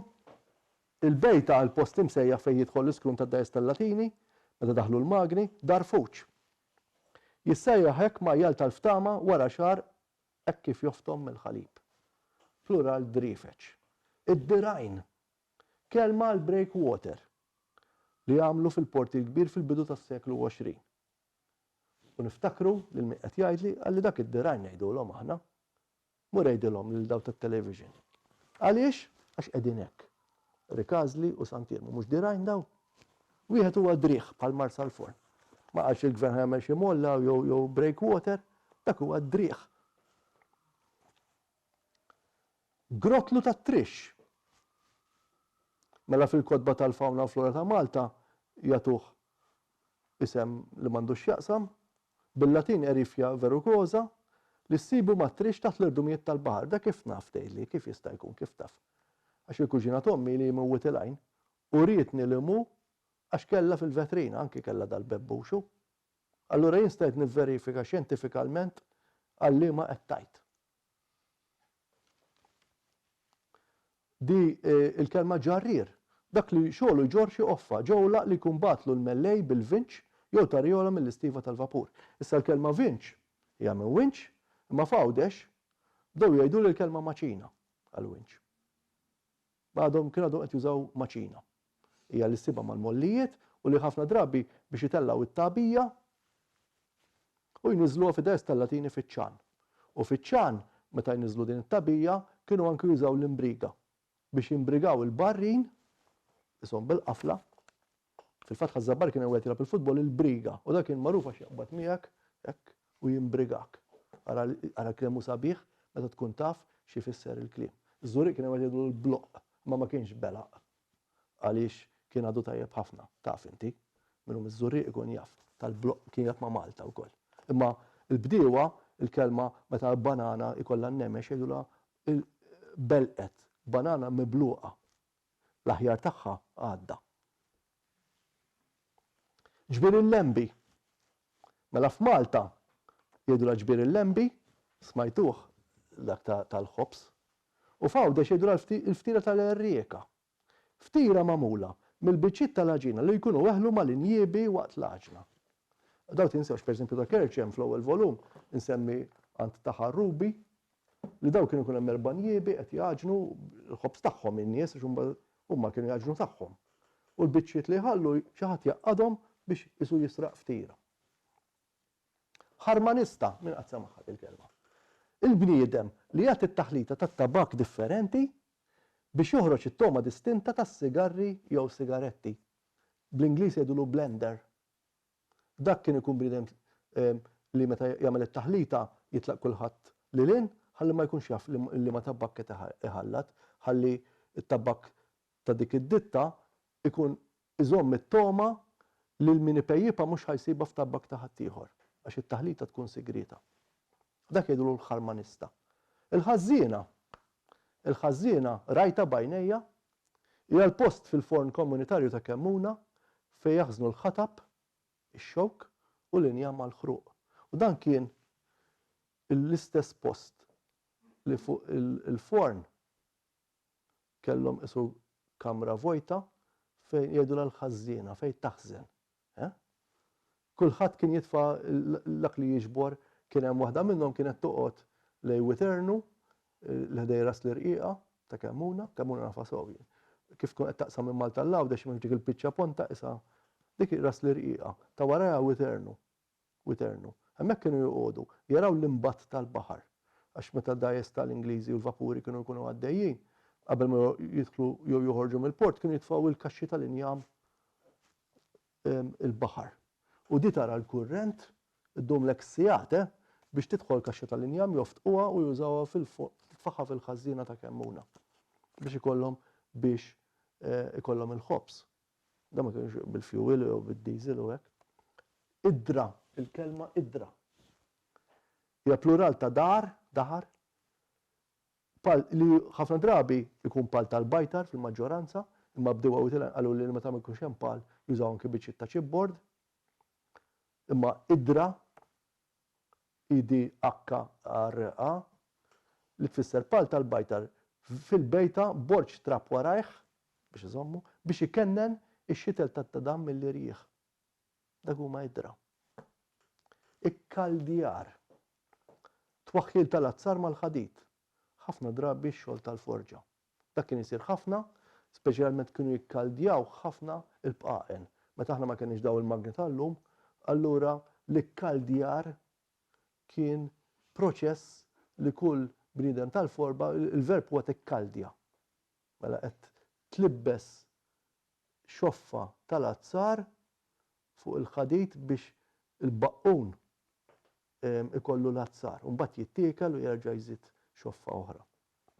L-imqas, granċ li l-dizzjonarju ta' Malta jtieħ granċ ta' jdejħ twal, grefex. Timmaġina l-annu tiegħi jgħid granċ ta' jdejħ twal, l-imqas. Li jismu bil-Latin Partenope angulifrons. Inajjar, smajtuh dak, nantux kienet tagħmel tnajjar, jaqabbat in-nar, jaf ikun biex isajjar fuq kanur. Iqaddef, tgħid f'liema kuntest intqal. Għallu il-barklori tal-Birgu, meta kienu jkunu del mandraċ tal-Birgu, jaraw li xi ħadd li għandu solt fil-bot jgħidlu qaddifni, ġifieri qabbadni dak il-biċċa xogħol biex naqdef mill-Birgu sal-belt, qaddifni, iqaddef. Jgħaddam. So dan mhux l-isptar ta' hekk. Tintqal meta benejt tad-dajes ibda qiegħed l-istannari u l-majjieri li għandhom l-għamla ta' qafas tal-kustilji tal-bniedem. Mela inti għamel iż-żewġ naħat tad-dajsa, ikollu r-rota ta' quddiem u mbagħad ta' wara tal-pruwa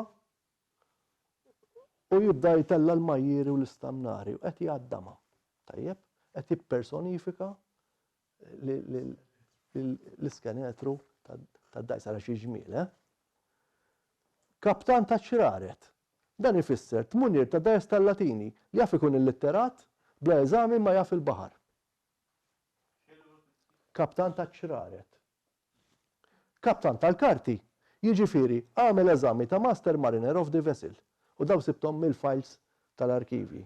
Skont ir-regolamenti tal-baħħara li f'Malta bdew mant il-Gvernatur Reed f'Marzu 1852. Dawn kienu ikunu Master Mariner tat-tielet klassi, l-iktar komuni speċjalment tal-Lawċin u għal-Maltin, ġifieri tbaħħar fl-ibħra ta' Malta. Tat-tieni klassi li stajt baħħar anki ngħidu aħna sal-Atlantiku. U kaptan tal-karti jgħidu l-kaptan tal-ewwel li jkun kaptan tal-ewwel jiġifieri dan jista' jbaħħar id-dinja. Jista' jmur sal-Arġentina jew l-Urugwaj meta kienu l-barrin għall-corned beef. li kif tafu l-pressata. Il-laċis, x'inhi din il-kelma? L-irmiet magħmul mill-faħam fl-istivi tal-vapuri. Meħuda mill-kelma Ingliża ashes.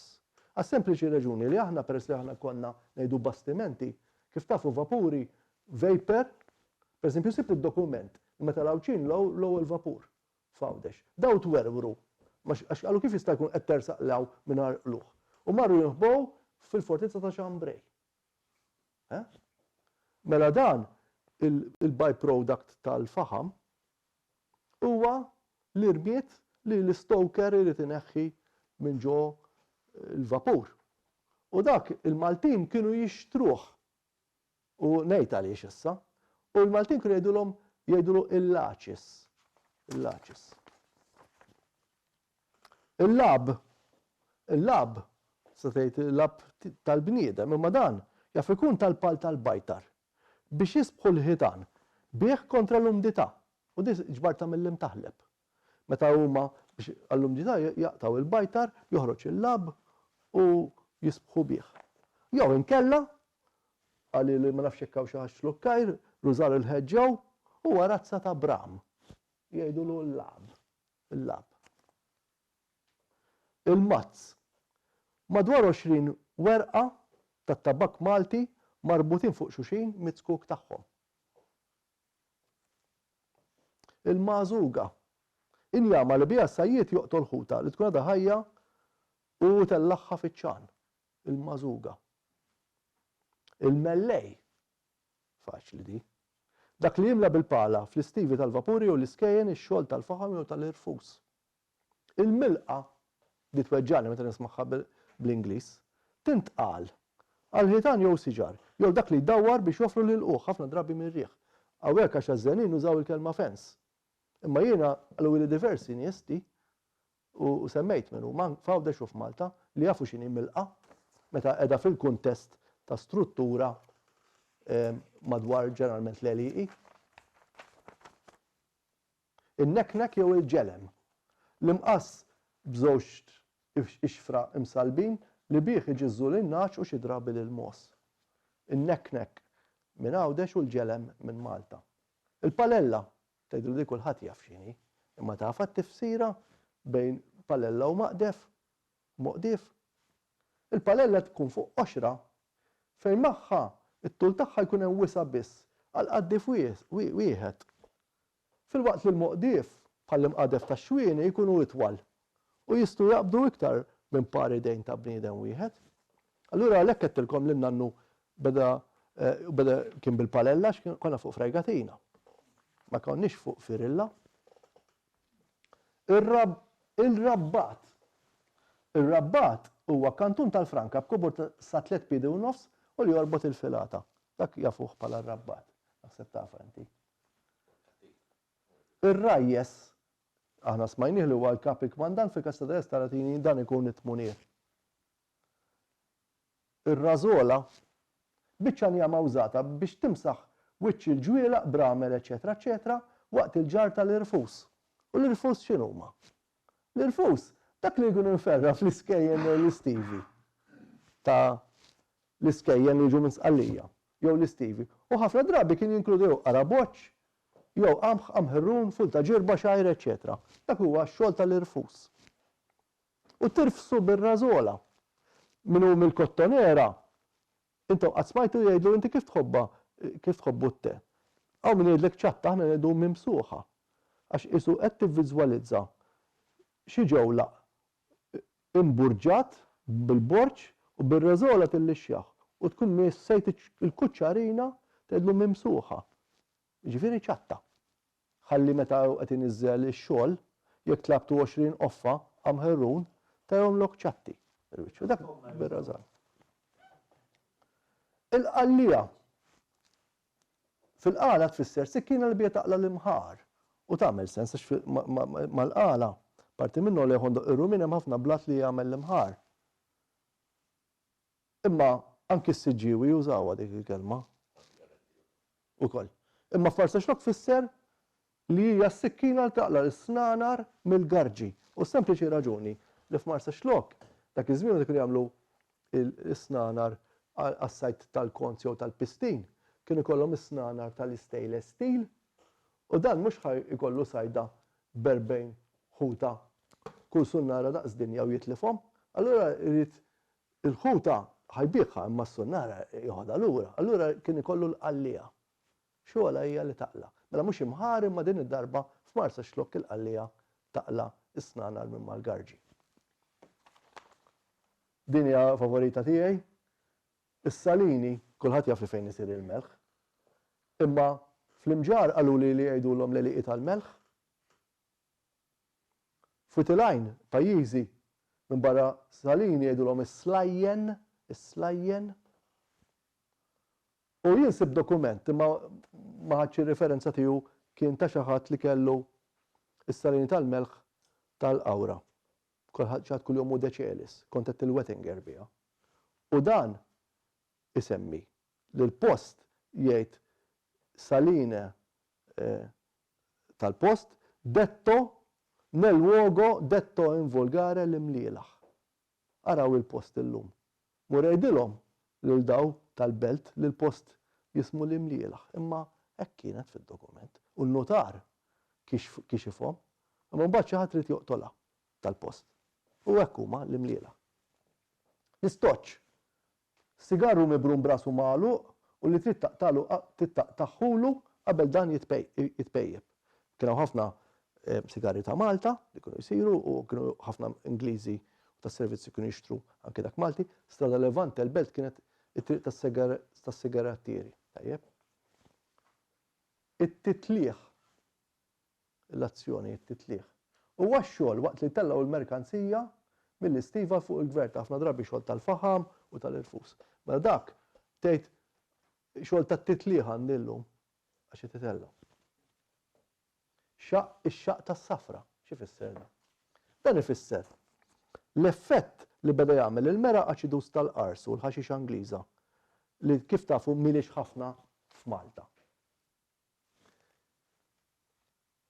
Mal-ġilda tas-saqajn ħafjin tal-bdiewa u li minħabba fek bħala reazzjoni bdew jixtru l-papoċċi.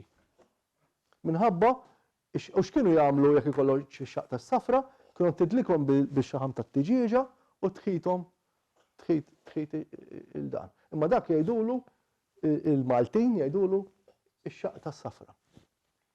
Ix-xeba l-aħħar waħda din. Di torbot mettilkomx titqabel il-laċis għalfejn kienu jixtruh. Il-laċis. Għaliex minnhom kienet isir ix-xeba u x-xeba x'inhi? Ix-xeba hija taħlita li ssir mill-ġir u mill-irmiet tal-faħam. Tas-sew tal-lejun gris li kienet tintuża ħafna fil-kisi biex telaq il-fili tal-ħitan minn barra u biex minna jobżoq l-ilma tax-xita. Qed taraw? Allura jgħidulha x-xeba. U di f'xi postijiet rajt. Ma din hija x-xeba hija t-taħlita nnifisha. Eżatt, għax ħadet il-kulur tal-laċis imħalta mal-ġir biex biha jkaħħlu il-filati bl-Ingliż jgħidulu sealer. Tajjeb? Allura il-Maltin mela waħda kontra l-umdità hija l-lab. U x-xeba kienet u għada sal-lum jgħidula għal dak l-element meta ħallat u daqshekk għallum. Għaw xi ħadd għandu xi mistoqsijiet.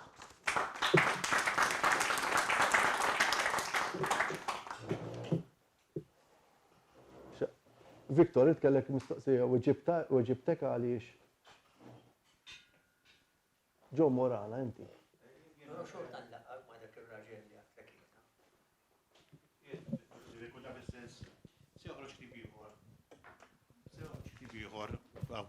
dal-waqt. Fuq suġġett li interessa lili, ġifieri li nsemmejtu, nitkellmu fuq l-opra tal-baħar u d-dajes Latini. Joseph Caruana jiena introduċini miegħu ġużigat. Ħabes tiegħi u li verifika terminoloġija. Ekku, allora jiena għandi l-interess tal-istorja soċjali tiegħek mill-aspett soċjoloġiku, però anke hemm aspett tekniku wkoll li huwa validissimu.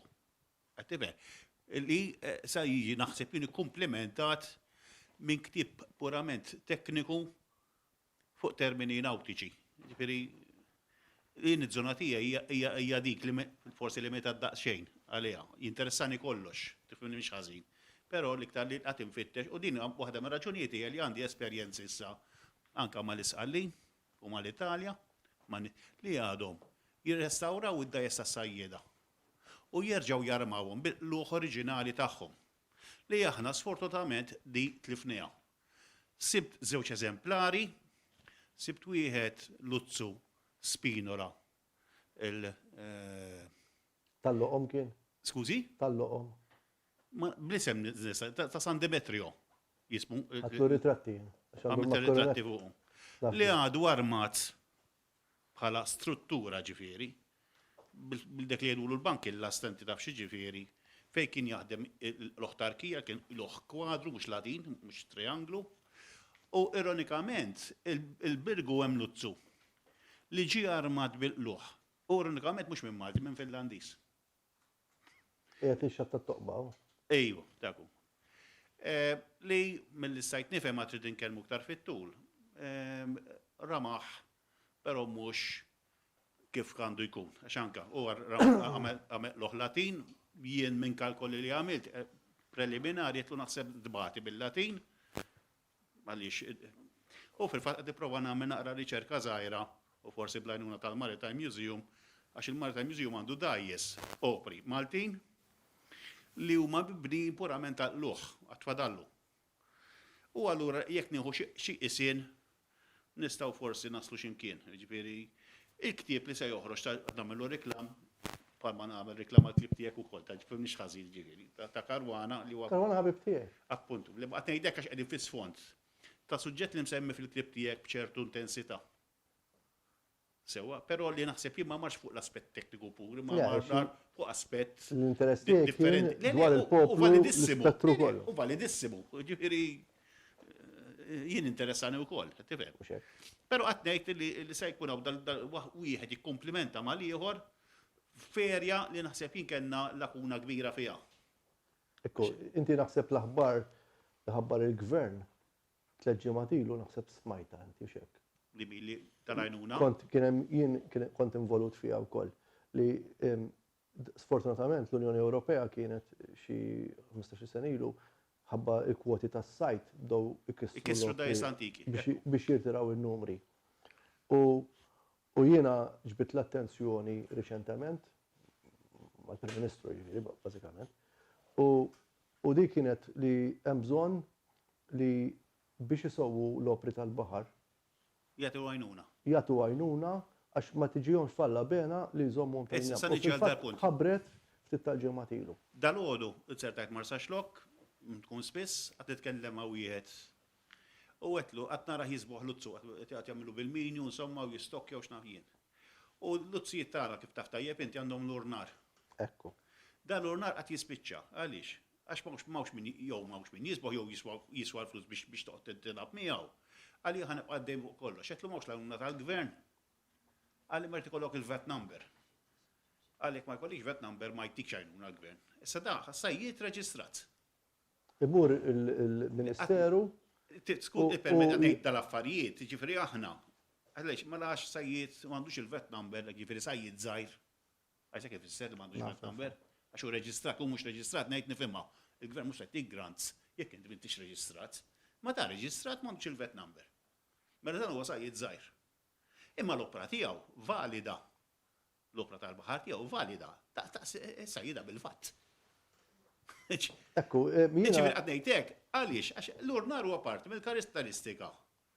Tad-dajsa tal-opri Maltin, sew fuq id-dajsa tal-pass, sew fuq il-Fregatini. Għax anke min ippitter Patist il-pittur li kien magħruf fil-kottoner. Ekku, konna ngħidu l-pittur jagħmel id-berfil, aħna konna ngħidu l-berfil ma nafx hekk jgħidu x'kelmu. Imma kien ippitter jew inti jew ipitter xi ħarufa ngħidu aħna.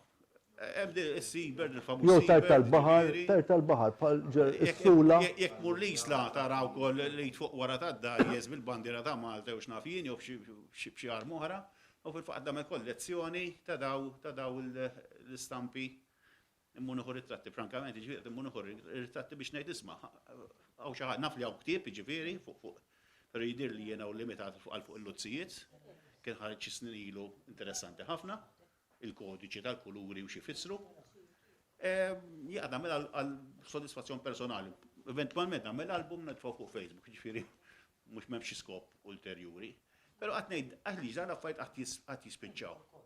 Ir-raġuni illum flok id-dajes tal-injam u flok id-dawpri tal-injam qatt jiġu kollox fal-fiberglass. dak nafuhom, ir-raġuni hija li l-poplu ma kienx kburi biżejjed mill-identità tiegħu. Jiena mhux biss qed insemmi għad-dajes, pereżempju l-għana li ċali sejkel iħobba ħafna l-għana. Ġbart fit-tieni volum l-Arkivi Nazzjonali issa għandhom kollezzjoni ta' zigarelli li jien kont katalista biex di tiġi salvata x'kienu ħajskappriċċawha.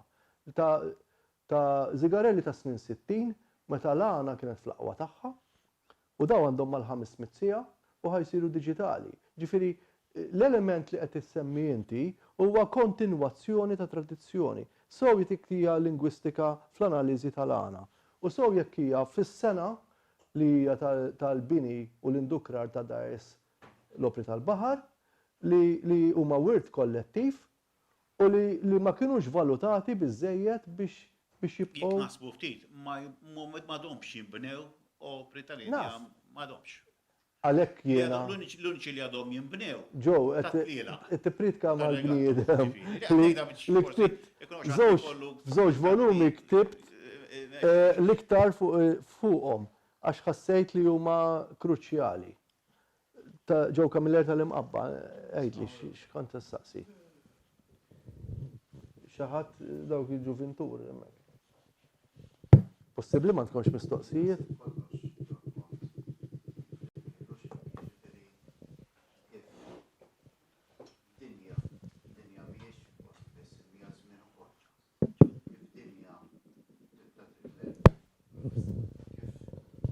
Dinja partikolari tibda titlef uħud mill-użanzi tagħha u dak li kont qed tgħid int juri kemm il-lingwa hija marbuta ma' esperjenzi konkreti kontinwament.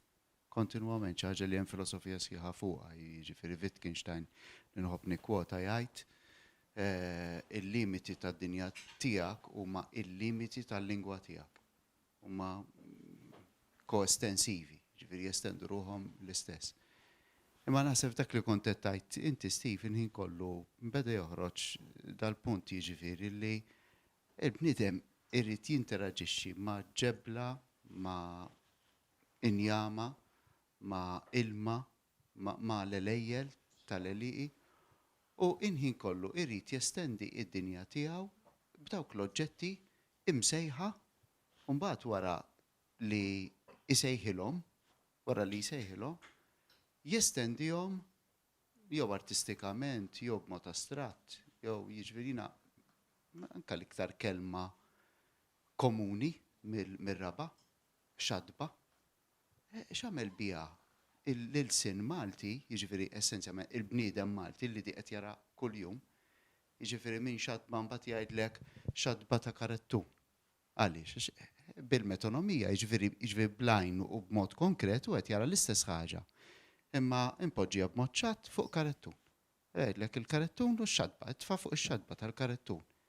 Imma mbagħad qed jara l-istess qafas meta qed iġorru bl-imsimer taħt jew bl-injam taħt biex igerfex il-ħamrija u jerġa' juża xadba. Imma mbagħad meta t-tifel illum aħna ngħidu jasal żibel mill-iskola, hekk ngħidu sewwa, l-istess jgħidlek isek xadba ġejt. Kif ġejt mill-iskola isek xadba? Illa għaliex biċċa mill-ilbiss la u biċċa lem biex. Jiġri dawn l-estensjonijiet dejjem jitilqu. U naħseb dal-punt li ħareġ ħafna, dejjem jitilqu minn interazzjoni sewwa konkreta mal-art, mat-temp xi ħaġa li r-romantiċi kienu jinsistu ħafna fuqha qed ngħidu lejliet is-seklu 19 sewwa jiġifieri 1790 qed ngħidu. Jiġifieri għandek Herder diġà jiġifieri qed ngħidu x'kant romantiku. jgħidlek il-poeżija ma tistax taqlaħħa mill-art. Għaliex? Għaliex kif għamel Duncan bil-poeżija tagħna.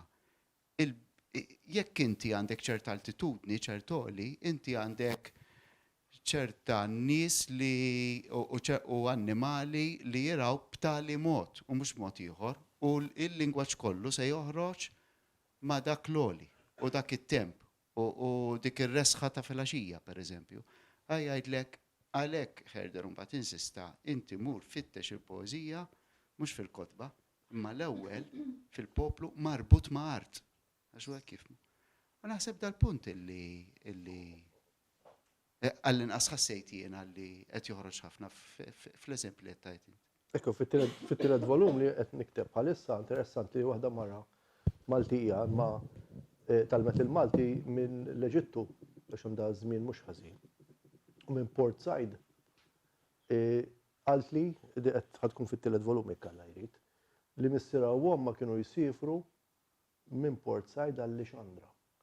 U għalija bil-Malti, qed tkellimni bil-Malti, il-kelma safar ma tfissirx taqbad ajruplan u tbaħħar jew vapur u tbaħħar jew ajruplan, imma qiegħda meħuda fil-kuntest u ġużi għallimni hawn. Anki tal-karavana, li dawk il-karavana meta jaqsmu id-deżert ikun qed isifru. Allura l-kuntest tal-kelma safar li qed tgħidli bil-Malti huwa marbut mal-ambjent li jexetih fl-Eġittu għax daw meta kienu jsifru minn belt Eġizzjana għal belt oħra kienu jmorru ma kienux joħorġu mill-pajjiż.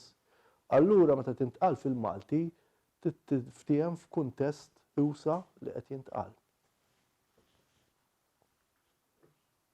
Xi mistoqsijiet oħra tal-aħħar ibaħħar qgħidli. Minnhom inti semmejt il-kelma xeba.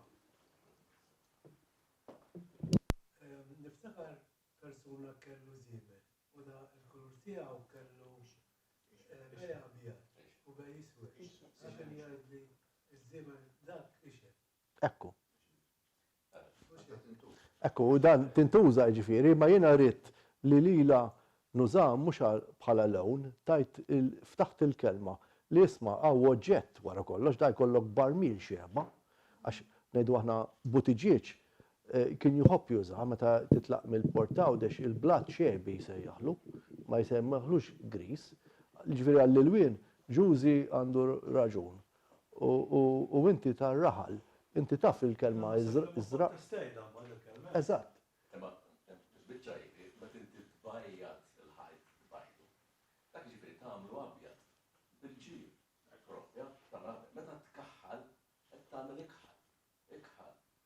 Iswed, sewdi blu, u x-xeba hija griża. Ġifieri l-muxema qed inkoluri tbajjad bil-ġir, tkaħħal bix-xeba, u x-xeba hija griża, ma tkaħħal bl-ilma jiġib ta' skur. Issa li tinkwetani sa ċertu punt, tinkwetani f'ċert li dawn il-kliem li qed jgħiduli huma daw il-komunità ta' nies kienu jafu x'inhu. Ġifieri tibda tgħid imma kif intilfu dawn il-kliem jew speċi llum irkuprati dak jgħidulu vocabulary acquisition bħala eżerċizzju. Imma r-realtà hija li fil-memorja kollettiva dawn ħafna teoriji, il-memorja kollettiva għaw diversi metodi tista' jew tiġbed il-memorja kollettiva kif qed niġborha jien fuq tema imma minn bniedem wieħed jitkellem fuq tema. Jew tista' taqbad grupp ta' nies li kienu jipprattikaw dik it-tema u tiġborhom flimkien. U allura tieħu riżultat jista' jkun differenti. Tajjeb.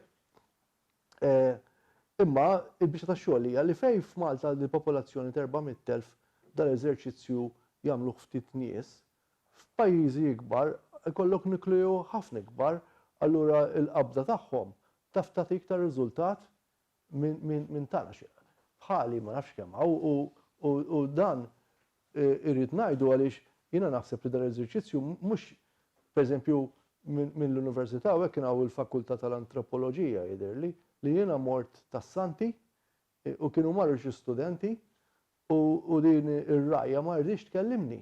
Għas-sempliċi raġuni li meta marru minn hawn dew jitqu biha.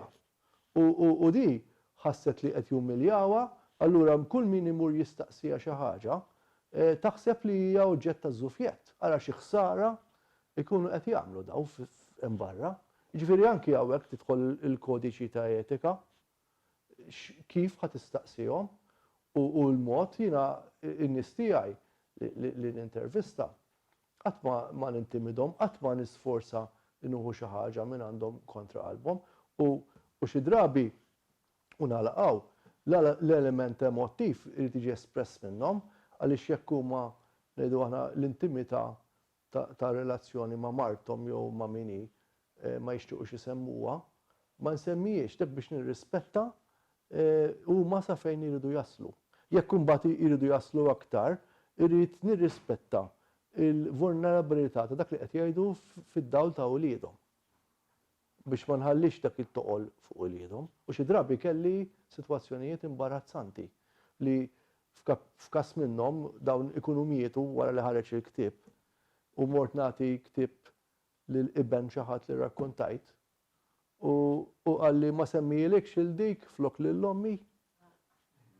Qedlu iwa sar ritratti tagħha kollha rajthom u qedlu beda jinsisti li ndaħħalha f'dak ktieb. Imma jiena kont ħaġa li ma rridx nagħmel huwa li dil-għodda li hija student għodda utli għal min iħobb il-Malti, ma rridx li narraqa b'xi sitwazzjoni li tkun imbarazzanti. Naħseb nistgħu nodu ta' Zambit issa? Jew.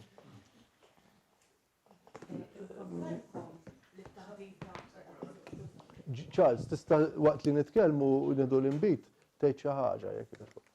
Għidli.